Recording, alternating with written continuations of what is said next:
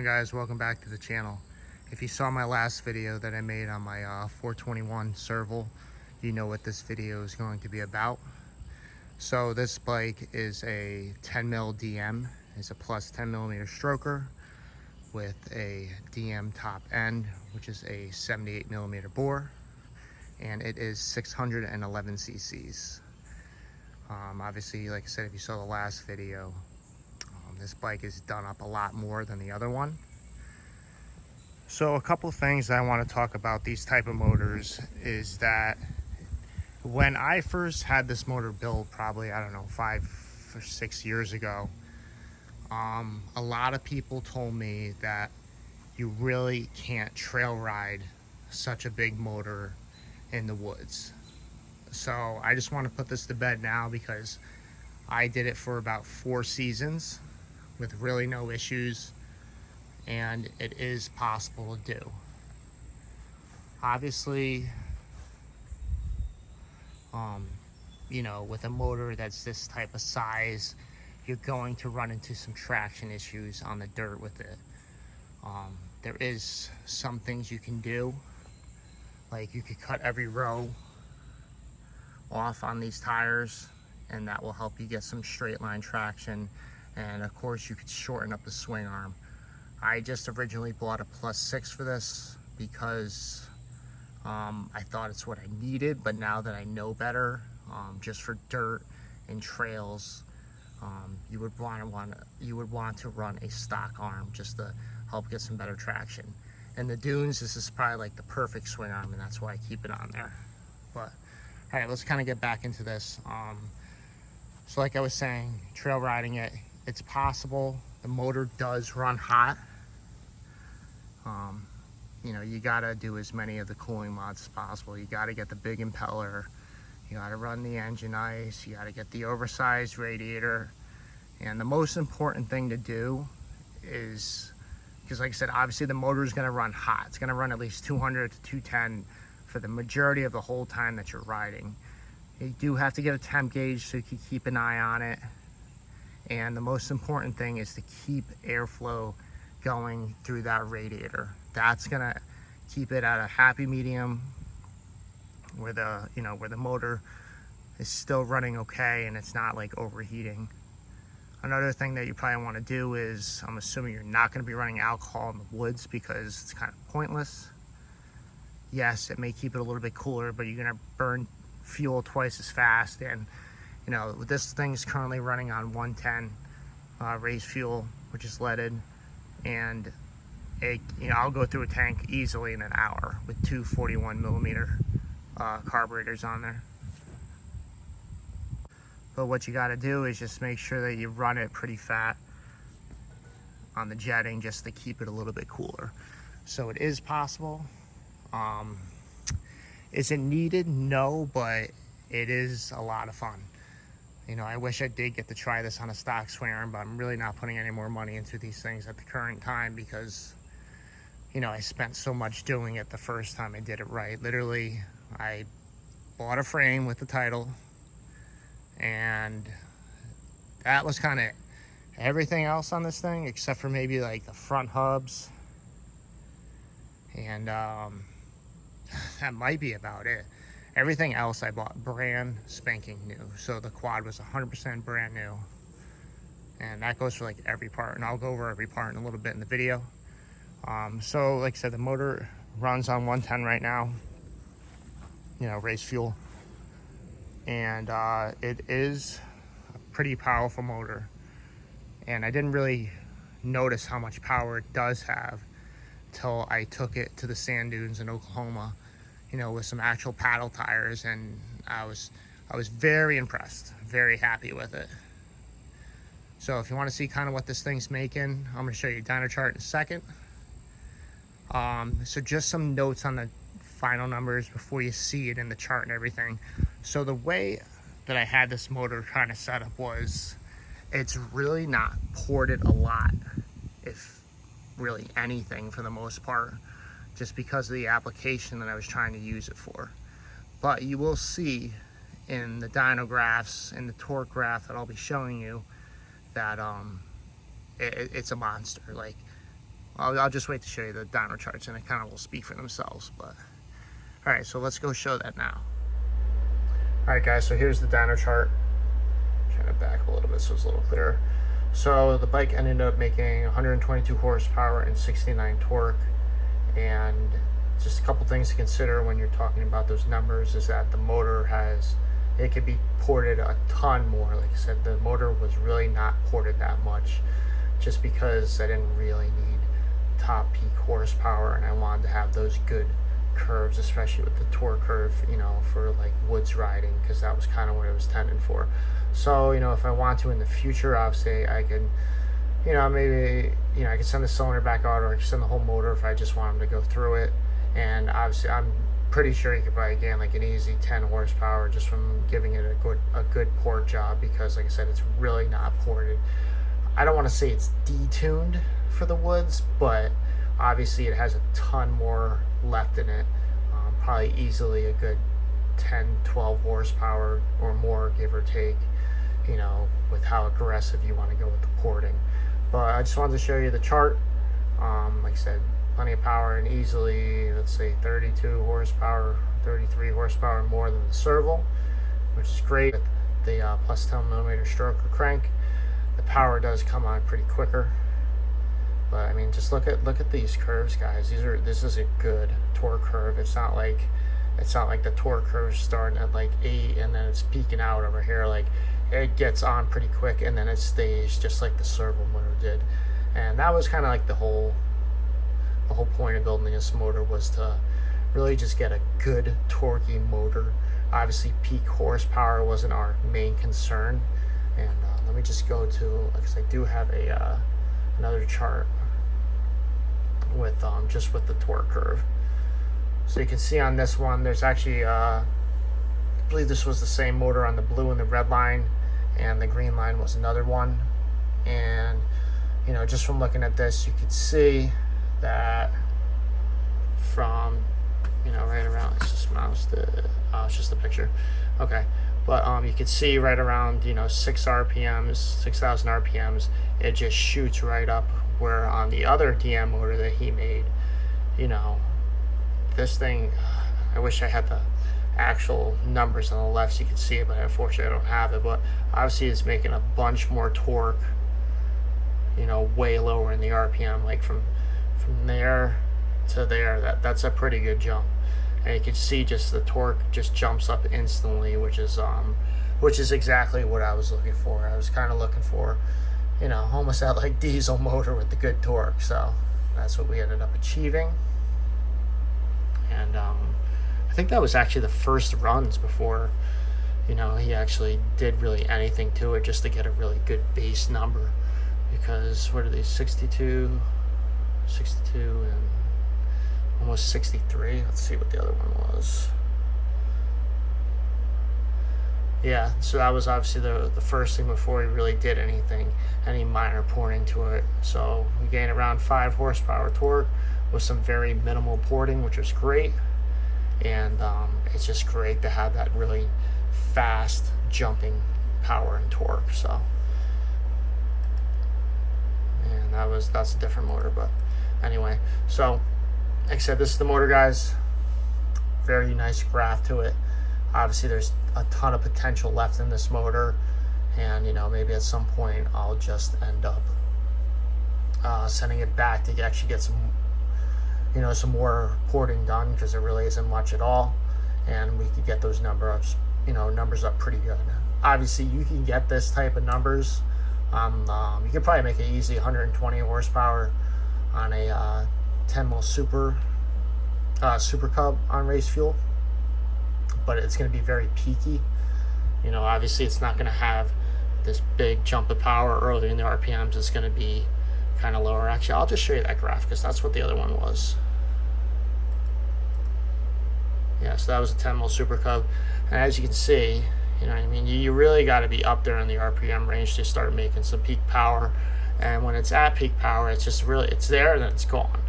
So that's kind of the difference between a, you know, a Super Cub motor and a DM motor. The DM obviously hits a lot harder, As you can see, I mean, like, look, here's your top, and it's almost like, it almost gets the peak horsepower and torque very quickly, as you know, compared to the Super Cub, where you're going up in those RPMs, and then, you know, until you're around like 8.5, you know, then you're starting to almost get there. So I mean, the torque curve looks pretty good, but that's what separates a DM from a Super Cub. All right, so obviously, as you saw from the chart, it has a very, very good curve. The torque curve is pretty nasty on this thing. It's amazing how fast it jumps up in torque. It keeps it there. So very happy with this bike. Like I said, it does run a little hotter, and that's why you need some type of temp gauge. I just run this on top, and it's been good for me. And I've had to replace this thing a couple, you know, maybe like once every 2 years or a year, just to make sure. And there is other solutions for temp gauges, but that's just the easiest one, because then when I'm riding, you know, I can just kind of take a peek over the handlebar, and then I can see where I'm at. And usually, for the most part, when the bikes are getting pretty hot, they'll start bogging down a little bit, and you kind of know you got to shut it off. Yes, there has been times when I was in the woods and I was just kind of spinning the tires, not really going far, and you know, that temperature got pretty high, like around 230, 220s, and you know, I did have to shut it down for like 10 minutes, but that is the nature of the beast. But you know, obviously you can trail ride bigger motors like this, but there is certain precautions you have to take.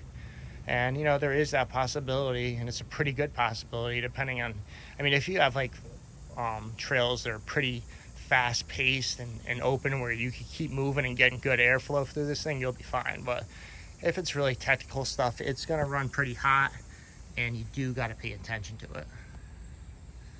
But yeah, this bike's obviously all basically chromed out. It started with blue full bore plastics, and then I found this set, and it's actually not plastic.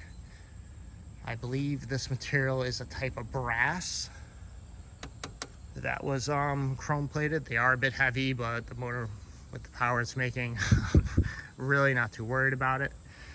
But supposedly, correct me if I'm wrong, but supposedly there was only like a handful of these chrome plated full bore set of, I guess you can't really call them plastics, but yeah, we'll just say plastics for now.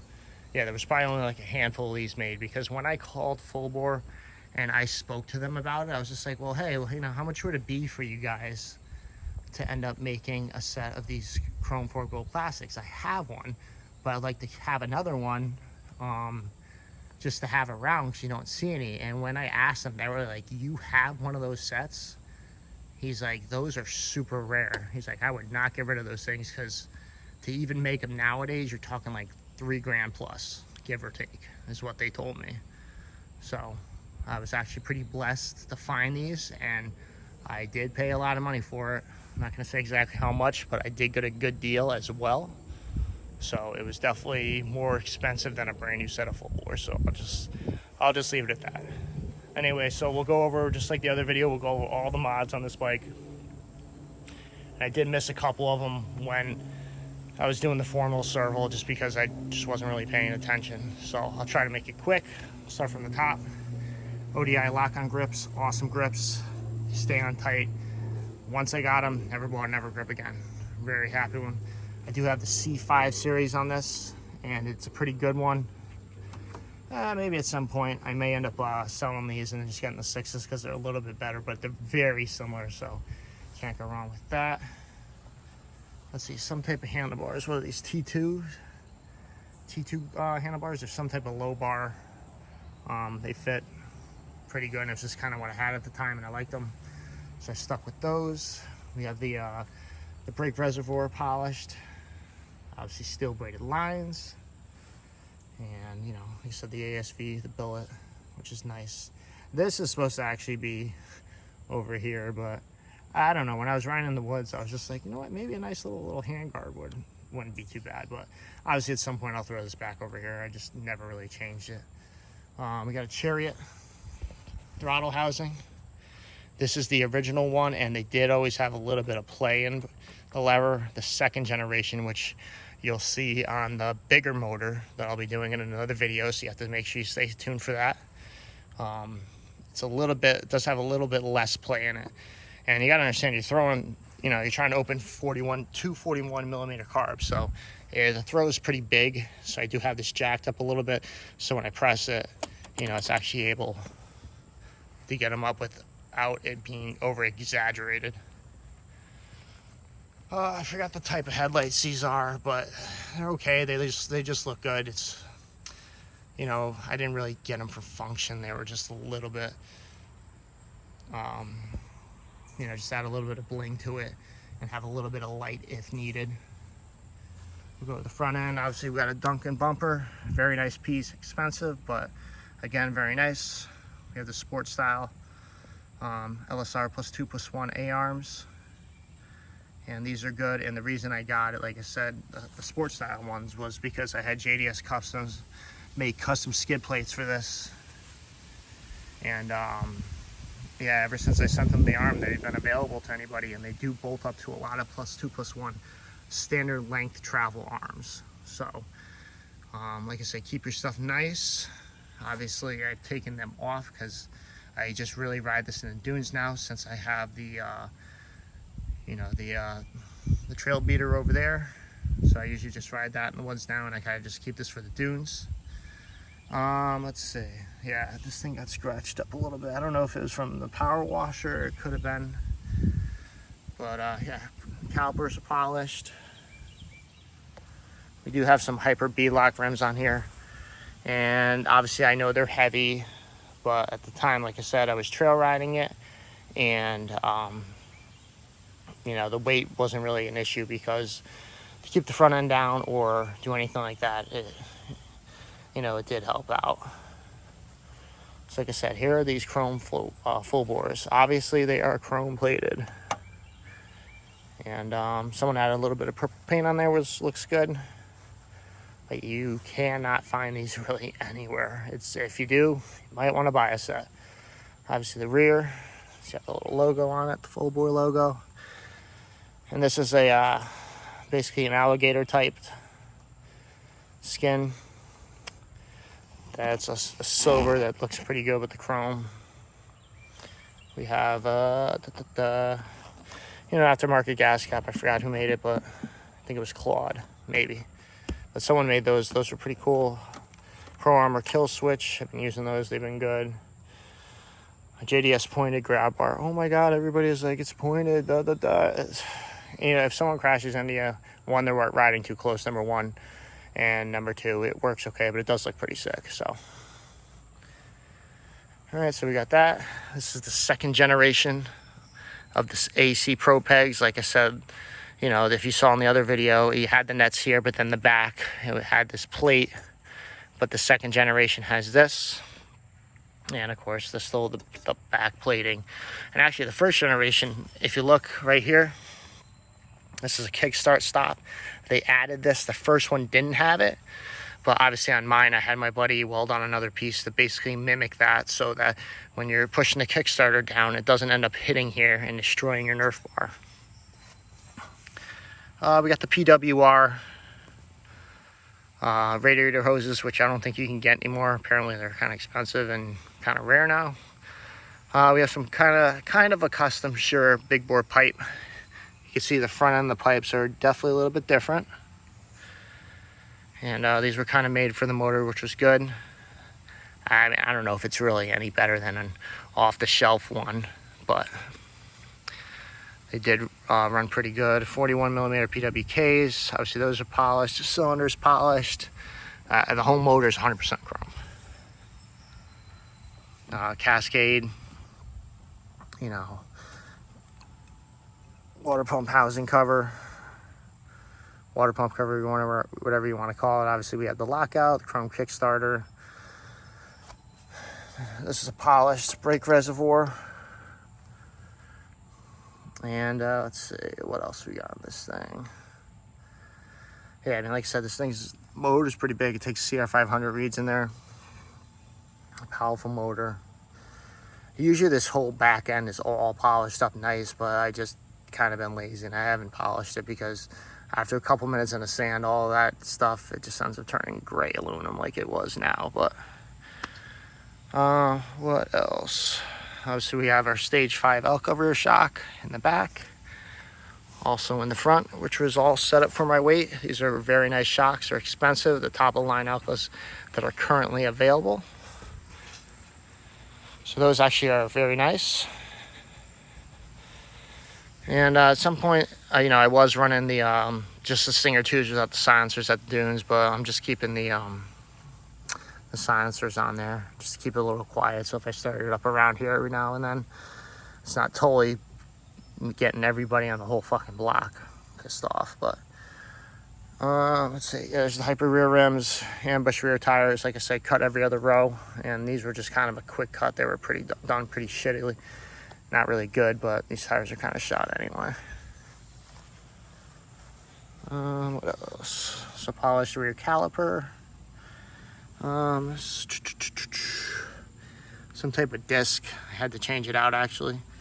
Well, actually no, I don't think I changed that one out. That one's been there for a while, but the PRM ATV skid plates, those are really good company, and it kind of sucks that they're not making them anymore from what I know, because their skid plates were top notch, like totally perfect, dead on fitment every time, and it was good quality. And I was lucky enough that I remember they said it was out of stock, not selling them anymore, and I called them and I spoke to them, and this was a couple of years back, so I don't know if it's possible anymore, but and they did make me a set. Obviously I got the thickest, you know, belly skid plate that they had available, which obviously I'm not on right now. I still got it. I'm keeping it just in case.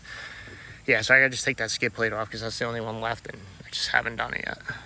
So this is a I'm sorry, it's not a Fireball swing arm. It's a swing arm that I got from Farm & Sand Toys, and I kind of dig the look of it. I liked it. It's just a roundhouse tube style. The flames are pretty sick. Obviously you got your normal size carrier.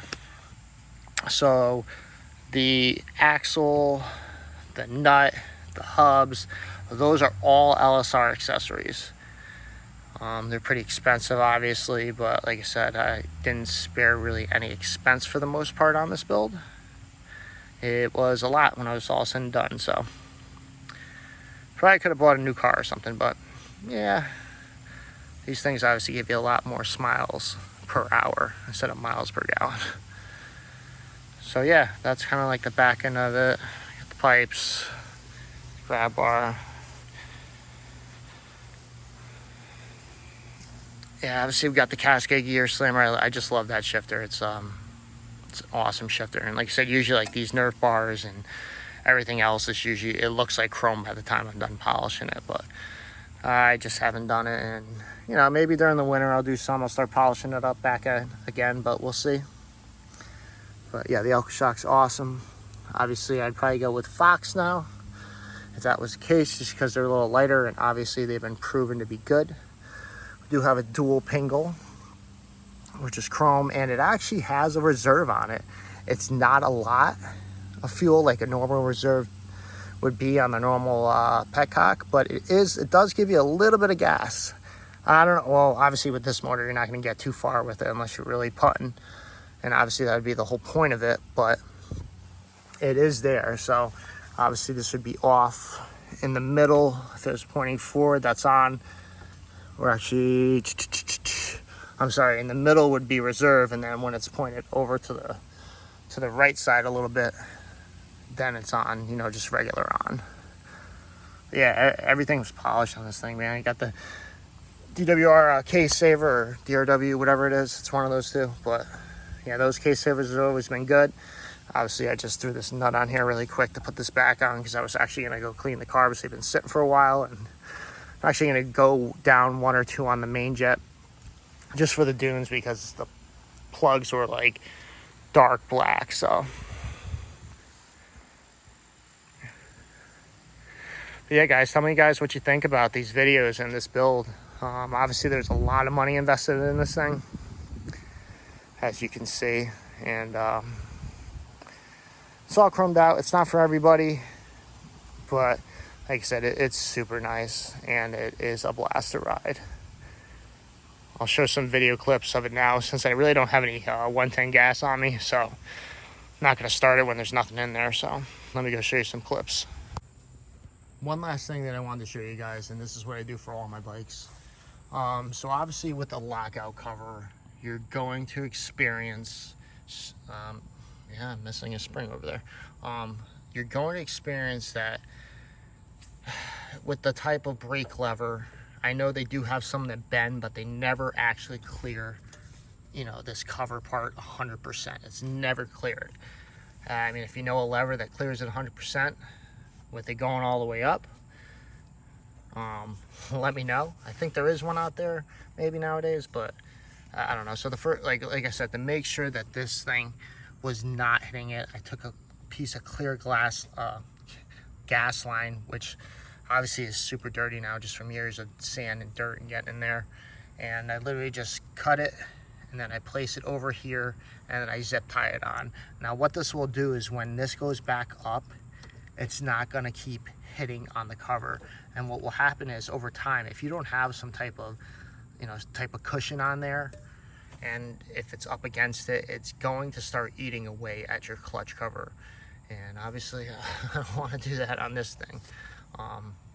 So that's just something to keep in mind whenever you get a lockout clutch. Make sure you guys, you know, try to find a lever that actually clears it, which I don't even know if there is any, to be honest with you.